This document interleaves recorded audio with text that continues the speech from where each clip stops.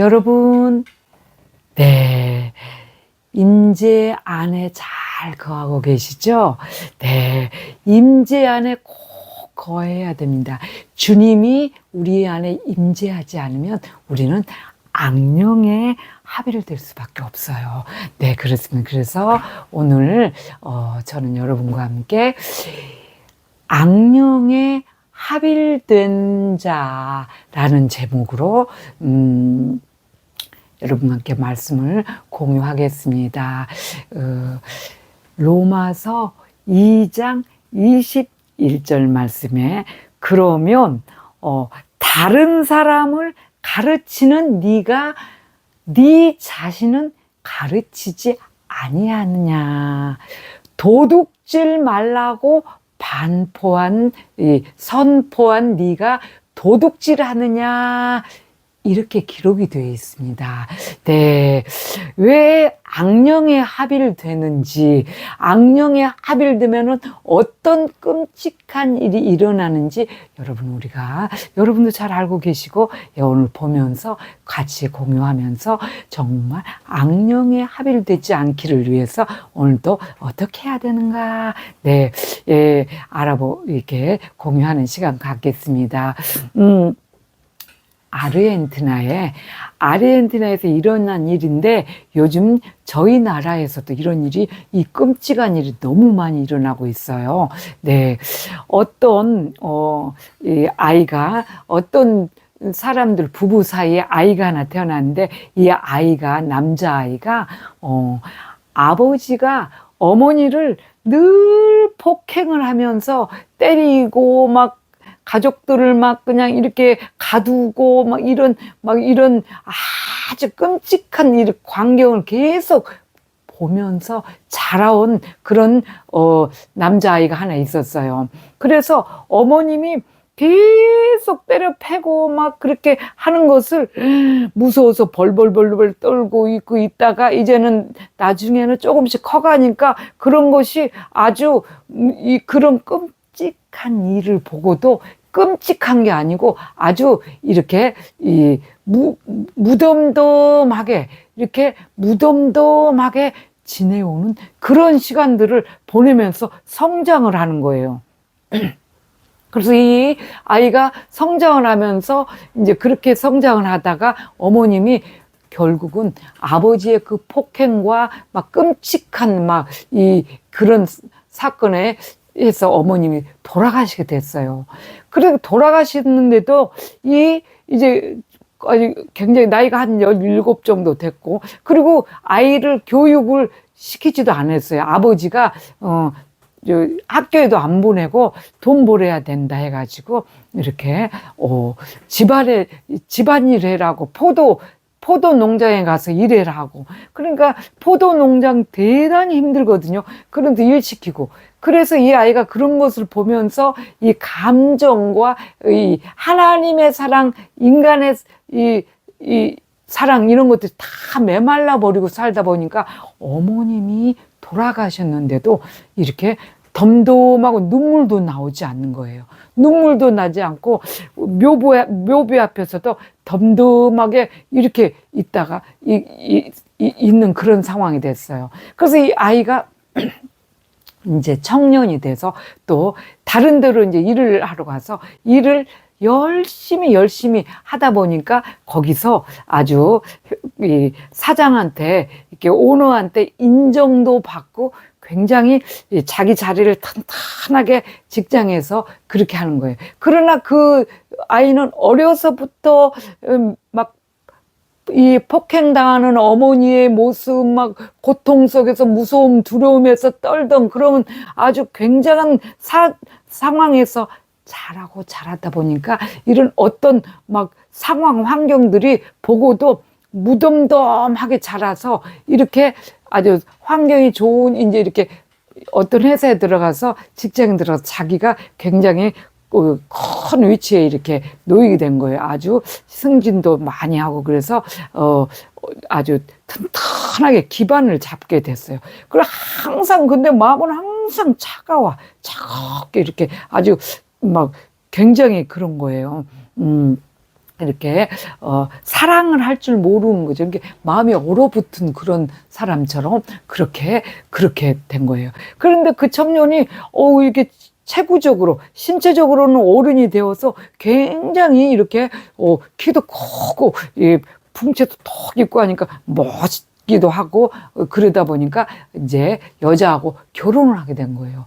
여자하고 결혼을 했는데 이 여자하고 이제 결혼을 하니까 여자는 이렇게 정말 행복하죠. 신혼을 이렇게 집을 이제 자기가 이제 이렇게 직장에서 이렇게 인정받고 돈도 벌고 그래서 아주 다 이런 것이 딱 잡혀 있기 때문에 집도 딱 하나 이렇게 마련할 수 있고 그래서 집을 딱 마련했어요. 마련하고 하니까 여자는 너무 행복하죠. 남편이 아주 굉장한 권위도 있고 직장에서도 아주 굉장한 권위도 있고 돈도 잘 벌고 그러니까 결혼하고는 신혼집을 딱 들어가서 뭐 했냐면 십자가를 딱 붙였어요. 십자가를 딱 붙이면서 그 신혼집을 꾸몄어요. 여러분, 십자가가 사람을 지켜줄 수 있나요? 십자가라는 것은 그 십자가가 사람을 지켜주는 게 아니고 십자가는 내가 신앙인이에요. 우리 집은 예수님을 믿는 집이 하고 사람들이 보게 하는 그런 거지. 그것이 우리를 지켜주는 거는 아닙니다. 우상이에요. 그렇게 되면 그 십자가 나무 토막 하나가 우상이 귀신이 붙었을 때 그 우상이 되는 거예요. 그래서 십자가가 지켜주는 게 아니고 그래서 바울께서는 고린도 후서 3장 3절에 어떻게 말했냐면은 이 고린도 교인들한테 편지를 쓸 때 내가 먹으러 쓴 것이 아니요 또 돌판에 쓴 것이 아니요 그리스도의 사랑을 전하는 이것을 쓸 때 신비에 쓰라 그러면서 편지를 보낸 거예요. 신비. 그래서 우리 안에 예수 그리스도가 마음에 있어야 된다. 신비, 마음에. 신비에 그 말씀을 새겨라. 그러죠. 그래서 저희들이 우리가 하는 이 인재 연습이 뭐예요? 하나님의 말씀을 우리 안에 신비에, 우리 안에 이렇게 완전히 새겨놓고 또 예수님이 우리 안에 들어와서 완전히 있는 게 신비 안에, 신비죠, 신비. 그런데 뭐 내가 지금 교회를 다닌다는 것, 어떤 교회 다닌다는 거나 십자가 형상, 어떤 그런 것들이 우리를 이렇게 지켜줄 수 없는데, 그래도 이제 이 신부는 다 십자가를 걸어놓고 그렇게 신앙 교회도 다니고 그랬겠죠. 십자가를 걸었는데 거기는 교회 다녔다는 말은 안 나와 있어요.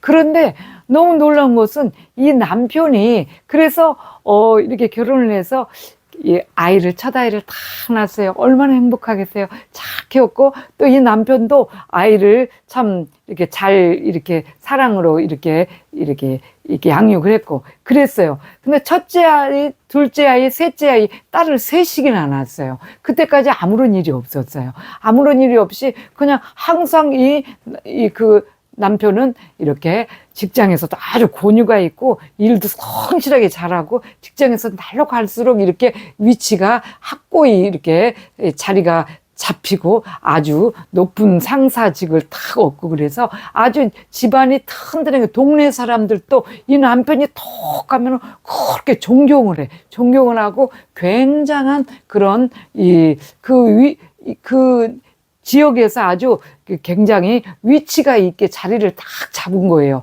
그 사람은 굉장히 모든 사람들이 다 인정을 하고 존경을 받는 그런 사람이 되게 한 거예요. 딸 셋을 딱 낳아서 키우는데 큰 딸이 17살 정도 됐으니까 이제 벌써 이렇게 성숙한 그런 것이 나오잖아요. 그랬는데 이 아버지가 정말 어려서부터 그렇게 그런 환경에서 자라온 것이 항상 이렇게 마음에 이렇게 잠재하고 있죠. 그래서 아버지가 이 딸을 갖다가 성폭행을 한 거예요. 어느 날부터 자꾸 딸에게 관심을 가져하고 자꾸 그런 거예요. 딸이 보면 이게 이렇게 더우면 이렇게 옷도 얇은 것들이라든지 좀 노출된 걸 보면 딸에 대한 그 보는 시선이 좀 이상하고 음행하고 그렇거든요. 그 유난히 유심히 보고 그러니까 이 어머님이 십자가가 지켜주는 것이 아니니까 주의 말씀과 본인이 딸한테 이렇게 그 남편한테 얘기를 했어야 되는데 남편이 워낙에 권위가 있고 뭐 그러니까 앞에서 말도 못하는 그런 처지인데 그래서 이 딸을 갖다 성폭행을 해버린 거예요. 성폭행을 하는 것으로 끝났느냐. 그랬으면은 그런데 어느 날 갑자기 아내가 이렇게 밤에 한밤중에 화장실을 가려고 이렇게 가다 보니까 딸의 방에서 남편의 이상한 신음소리가 나는 거예요. 그러면은 그때 바로 얘기를 했어야 돼. 바로 얘기를 했어야 되는데 이 아내가 아이의 엄마가 정말 이해가 안 가죠. 여러분 상상 안 되시죠?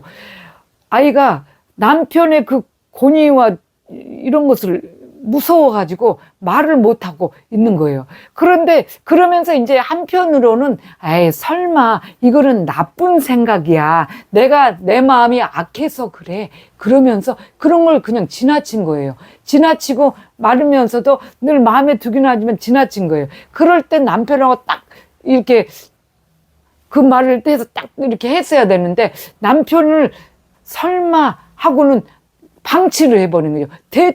굉장히 위험한 생각을 한 거죠. 이렇게 해서 딸이 어느 날 갑자기부터 아빠하고 그런 사건이 자꾸 이렇게 아이가 우울증 증세가 오고 말이 없어지고 그러는 거예요. 그러면서 이제 아이가 이렇게 배가 불러온 거야. 배가 불러. 어머니 얼마나 놀랐겠어, 엄마가. 그래서 아이에게 얘기를 했대요. 도대체 아이 아빠가 누구냐. 그러니까 아이가 누구라는 말은 안 하고 막 울기만 하는 거예요. 울기만 하니까, 이제 거기서 눈치를 챈 거지. 그래서 이 아이가 아버지의 아이를 낳게 된 거예요. 우리 성경에도 왜, 암몬 자손과 모압 자손이 롯의 딸들이 아버지에게 술을 먹여놓고 그랬잖아요. 그런데 이거는 이 아버지가 아주 딸을 갖다 계획적으로 계속해서 엄마만 없으면은 집에 없으면은 아이를 데리고 그렇게 성폭행을 하고 그렇게 해서 아이한테 말하기를 너 엄마한테 이런 말 절대 하면은 엄마가 많이 슬퍼할 거야. 그리고 우리 가족은 다 같이 못 살고 뿔뿔이 흩어지게 돼. 이렇게 하니까 아이가 그것 때문에 무서워가지고 말도 못하고 아이가 우울증으로 병을 자꾸 시달리는 거예요. 그러면서 애를 낳게 된 거예요. 애를 낳아서 이것도 엄마가 낳은 아이처럼 해갖고 호적에 아버지의 아들로 입적을 하고 이렇게 해서 그런 것을 엄마가 알았으면 엄마가 차라리 정말 죽을 각오를 하고 딱 그렇게 했었는데 경찰에 신고를 해야 되는데 안 하고 그냥 그러니까 엄마가 그 임신한 거를 알고 아버지한테 당신이 얼마나 지금 무서운 일을 행했는지 아느냐 이러면서 얘기를 하니까 아주 그 아이는 어렸을부터 그 남자는 그런 가정의 그런 폭력 안에서 자라고 그런 상황으로 자라왔기 때문에 그런 끔찍한 일을 끔찍하다고 생각하지 않고 덤덤하게 아주 말도 지금 안 나올 정도로 좀 소름이 끼치고 무서운 일이죠. 저도 막 그러는데 이 얘기를 하면서 그렇게 하면서 내 아이니까 내 마음대로 할 수 있지 않냐? 내 딸이니까 내 마음대로 할 수 있지 않냐? 이러면서 아주 당당하게 그런 거예요. 만약에 경찰에 신고할 거예요. 이렇게 아내가 이렇게 얘기를 하니까 만약에 신고를 해봐라. 그러면 우리 이 가족들은 다 뿔뿔이 저기하고 누가 먹고 살지도 못하고 내가 경찰서에 들어가면은 이 가족은 존재할 수도 없다. 이렇게 하니까 그런 것에 무서워서 이 아내가 신고를 못한 거예요. 그래서 아이를 데리고 그 아이를 첫 애를 낳았는데 계속해서 그런 짓을 해서 큰딸의 애를 셋을 낳게 된 거예요. 애를 셋이나 낳게 된 거예요. 그렇게 하면서 계속 아버지의 그 성노리개로 그렇게 하는 거예요. 그런데 작은 애가 또 크게 된 거예요. 딸을 셋 낳는데 작은 애가 커서 이 큰딸처럼 17살 정도 되니까 작은 애한테 또 그렇게 한 거예요. 작은 딸을도. 그렇게 해서 작은 딸한테 또 애를 또 셋을 낳게 된 거예요. 큰 딸은 애를 넷을 낳고 작은 딸은 또 애를 셋을 낳고 막내가 또 성장을 했네.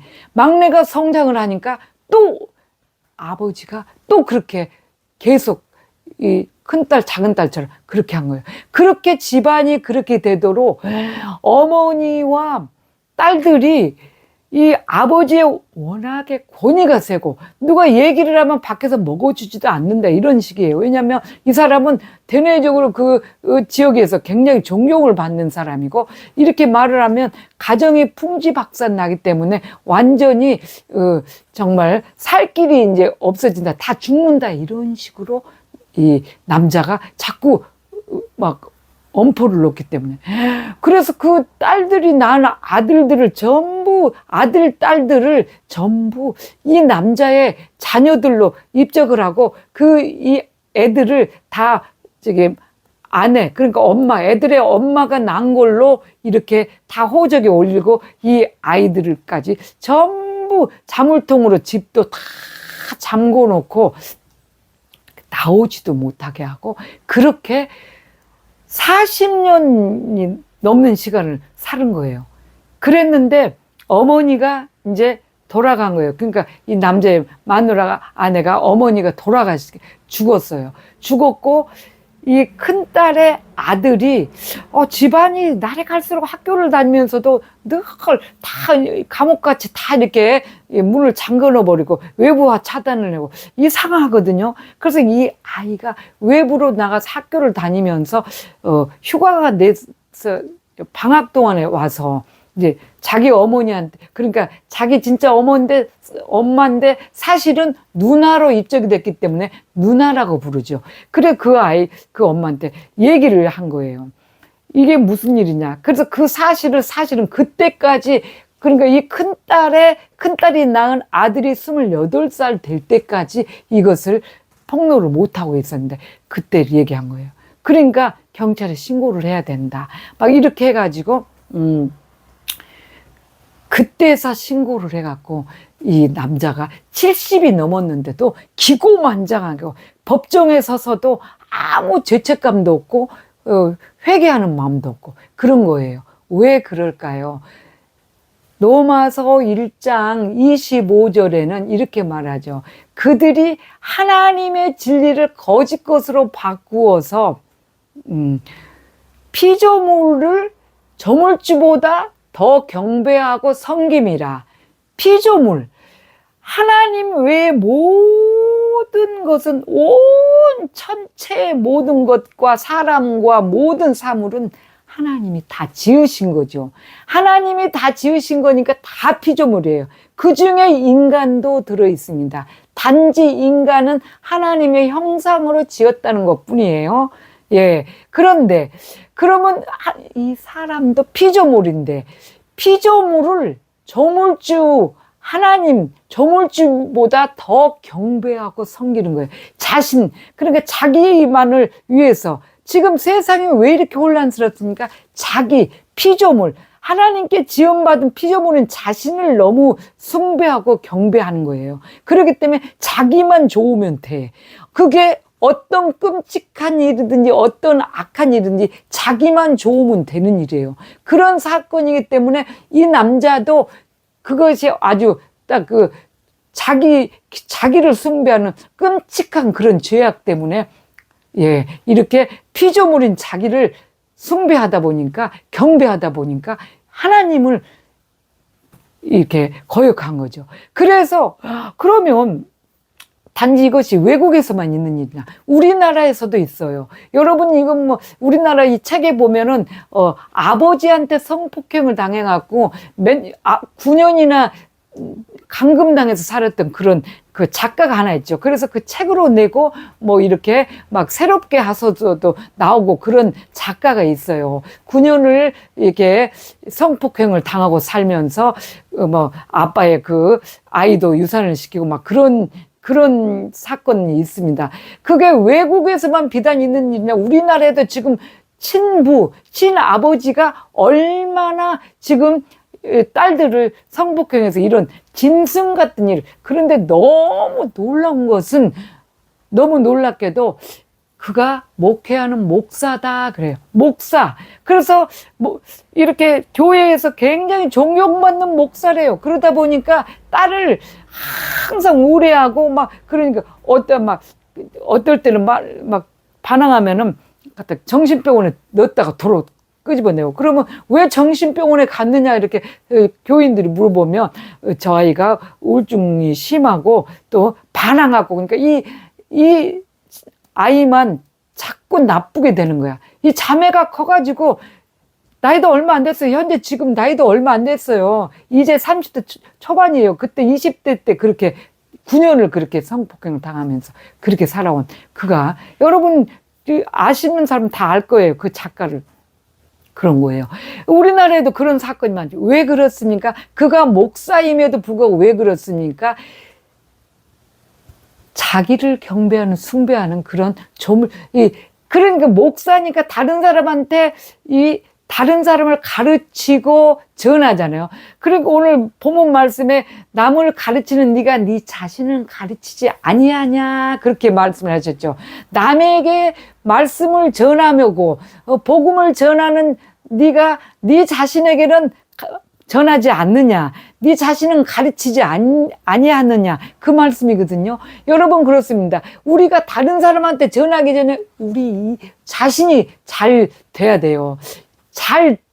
우리 자신이 말씀으로 잘 정돈되어 있어야 되고, 기도로 잘 정말 훈련이 돼 있어야 되고, 예수님으로 항상 마음에 품지 않으면 안 된다는 거죠. 그래서 임재 연습을 하는 겁니다. 경건에 이르는 연습. 그런데 그것을 안 하기 때문에 남들한테만 자꾸 이렇게 전하고 가르치고, 그러다 보니까 도둑질하지 마, 살인하지 마, 마음에 미워하는 자마다 다 살인한 자라고 예수님이 그랬는데, 살인하지 마 그런 게 다 미워한 거잖아요. 그런데 우리 다 그거 행하고 있지요. 그렇기 때문에 왜 그럽니까? 말씀으로 우리가 무장하고 한 절 말씀 한 절 애우지 않고 이렇게 하기 때문에, 그리고 예수님으로 채우지 않기 때문에, 정말 수시로 이렇게 무시로 기도로 이렇게 정돈돼 있지 훈련되지 않기 때문에, 우리 안에 임재하시지 않기 때문에, 주님이 임재하지 않기 때문에 교회에 다니니까, 아까 그 아르헨티나 그 엄마처럼 십자가를 무슨 우상처럼 생각하고 교회에 다니는 것을 무슨 우상처럼 생각하지만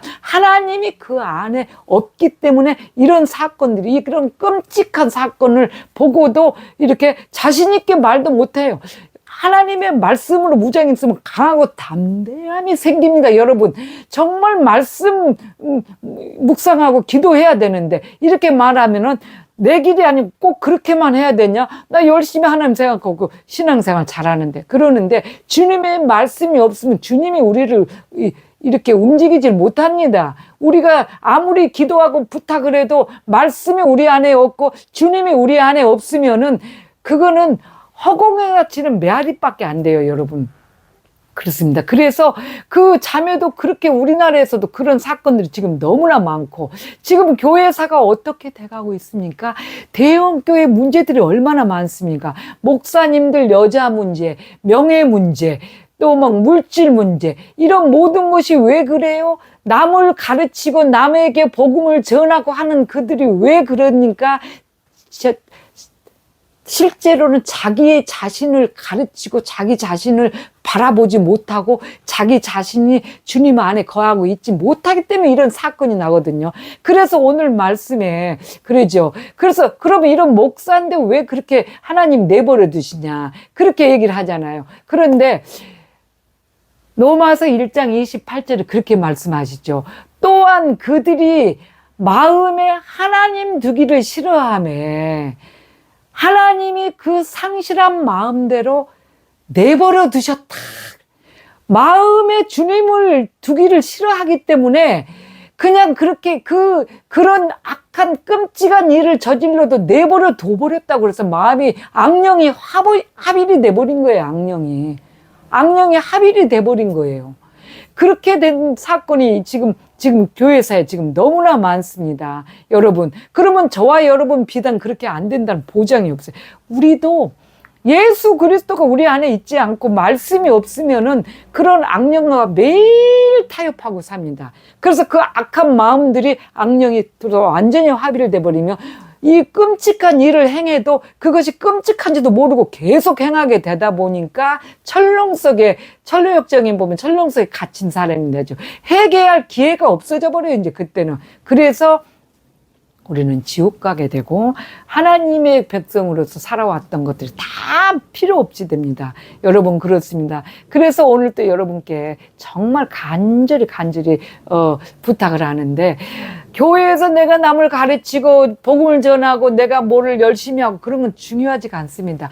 먼저 내 자신을 가르치는 것이 가장 중요하고 내 자신에게 전하는 거, 그리고 주님으로 채워지어서 주님이 내 안에서 일을 하실 수 있도록 하는 것이 임재 연습입니다, 여러분. 말씀 한 절이라도 외우시고, 지금 굉장히 교회사가 아주 무시무시한 일들이 너무 많이 일어나고 있죠.